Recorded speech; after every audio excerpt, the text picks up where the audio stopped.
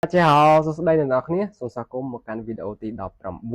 អញ្ចឹងយើងរៀនជាមួយគ្នាបានច្រើនវីដេអូហើយថ្ងៃនេះវីដេអូទី19អញ្ចឹងអ្នកមកថ្មីមិនទាន់បានសិក្សាពីដំបូងមកទេចូលទៅមើលវីដេអូទី1មកសិនបាទអញ្ចឹងកុំឲ្យខាតពេលវេលាយូរយើងមកចូលមេរៀនរបស់យើងទាំងអស់គ្នាថ្ងៃនេះខ្ញុំមានជាពាក្យថ្មីខ្លះក៏ដូចជាមានជាមួយនឹង clear ខ្លះផងដែរអញ្ចឹងតោះយើងចាប់ផ្ដើមអានទាំងអស់គ្នាបាទអញ្ចឹងពាក្យថ្មីបាទយើងបានអានច្រើនវីដេអូមកហើយយើងអានទៅហើយបាទ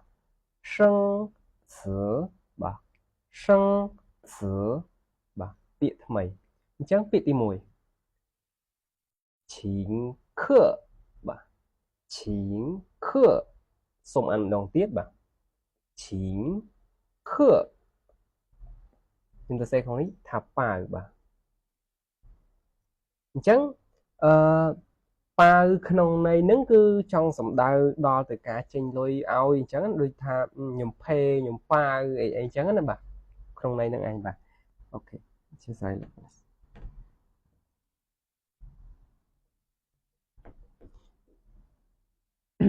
បាទឥឡូវយើងអានទៅពាក្យបន្តទៀតពាក្យទី2បាទ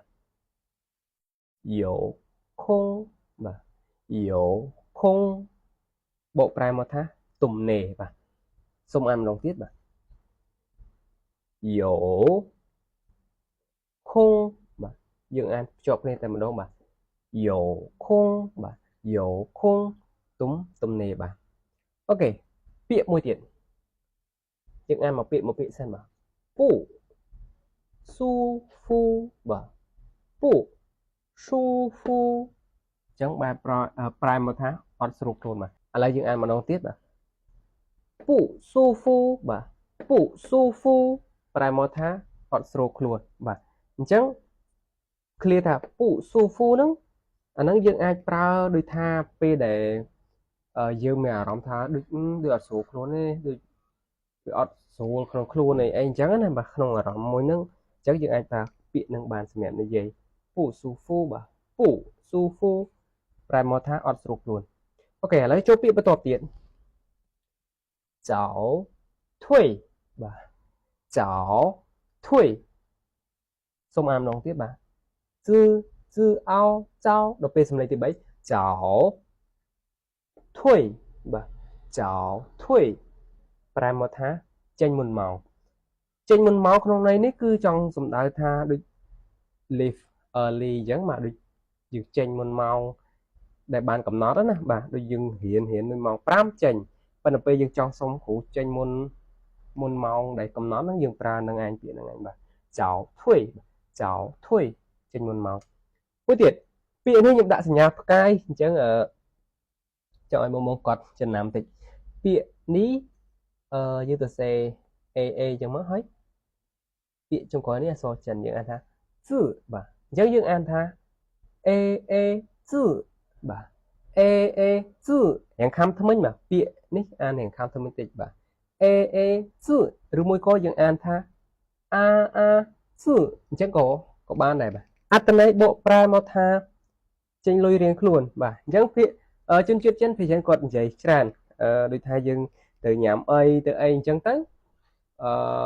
បបាក់ពីណាគេអ្នកប៉ាវពីណាអ្នកអីអញ្ចឹងគេនិយាយថាអេជឺអញ្ចឹងចេញលុយរៀងខ្លួនអូខេ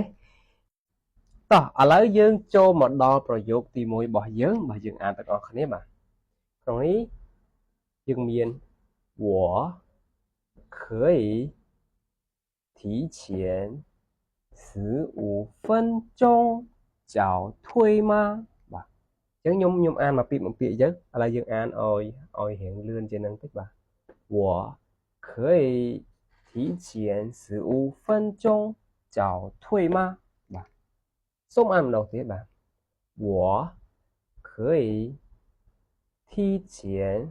បាទពាក្យនេះអាន提前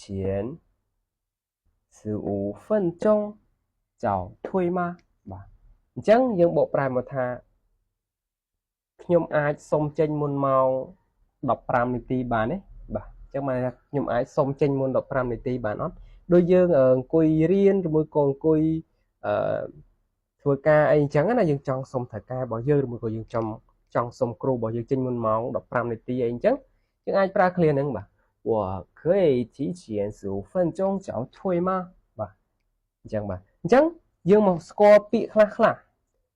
thi triển ấy bộ pramata tham môn bà hai sử ủ phân trong nâng cứ đọc pram này tỷ bà sử ủ đọc pram phân trong bà ok lấy dương một score clear bỏ phía này cháu thui này kháng cõi bộ pramata cái âm bánh mấy trên môn màu mày nói ok lấy dương cho tụi đó clear tỷ quý những anh đó này bà 今天吧今天你吧 xong đầu tiết là dương bà lấy dương một đo clear tỷ phí những anh ở này bà 今天你有空吗bà 今天你有空吗 ta ngày ní nè tùm nề tế bà 有空 tùm nề bà 有空 tùm nề chẳng 今天bộ prai một tháng ngày này clear nó dương ai prao to thà ngày sai dương trong số cái thà ngày sai nè tầm này đấy bà chẳng dương bắt đầu bị bịa thà ngày ní tới chia ngày sai gì cái bà miễn thiên nhiều không má bà chẳng ngày sai nè tầm này đấy rồi mới có dương score ngày nào chạy lẹ môi rồi mới có ngày tật ấy như thế bà xin chỉ rư bà xin chỉ rư 你有空吗 ta ngày tết nè tầm này đấy bà sao tại ai pra bàn nhưng ai còn để đồ cái này ní má màนี่คือ ការបដិឆេទរបស់ប្រយោគហ្នឹងអញ្ចឹងយើងដូរពីថ្ងៃនេះទៅថ្ងៃស្អែកទៅ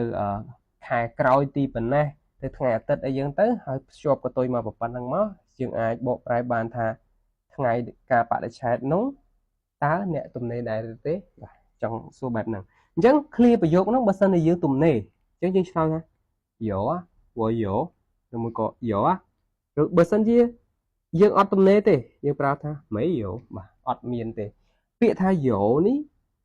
យើងបកតាមពាក្យតែម្ដងបកប្រែមកថាមានបាទដល់ពេលមិនយោបកប្រែមកថាអត់មានប៉ុន្តែយើងយកពាក្យហ្នឹងមកឆ្លើយជាមួយនឹងប្រយោគនេះដោយសារតែប្រយោគហ្នឹងគេសួរយើងថាម៉េចគេសួរយើងថាញីយោខុងមកបាទអញ្ចឹងតើអ្នកមានពេលទំនេរទេអញ្ចឹងយើងអាចឆ្លើយយ៉ាងខ្លីបាទតែពិតយើងអាចឆ្លើយវែងបានប៉ុន្តែបើសិនជាយើងខ្ជិលឆ្លើយយើងចង់ឆ្លើយខ្លីៗបាទយោមានតាមើលមិនយោអត់មានទេអូខេហើយយើងអាចប្រើ clear ក្នុងការឆ្លើយបានវិធីផ្សេងទៀតអូខេឥឡូវយើងមកដល់ប្រយោគទី3ទាំងអស់គ្នាយើងអានទាំងអស់គ្នាបាទ我请客你បាទ我请客你បាទ我请客你ខ្ញុំប៉ៅអ្នកបាទអានេះថាខ្ញុំចេញលុយឲ្យអ្នកអញ្ចឹងណាអញ្ចឹងយើងទៅញ៉ាំអីអញ្ចឹងទៅមើលទៅរៀងអីអុញរៀងលុយស្ទើកប៉ៅអញ្ចឹងខ្ញុំថា没事我请客你បាទអត់អីទេខ្ញុំចេញឲ្យអ្នកខ្ញុំប៉ៅអ្នកអញ្ចឹងណាអូខេអញ្ចឹងមកដល់ប្រយោគទី4ប្រយោគចុងក្រោយយើងអានដល់គ្នាបាទ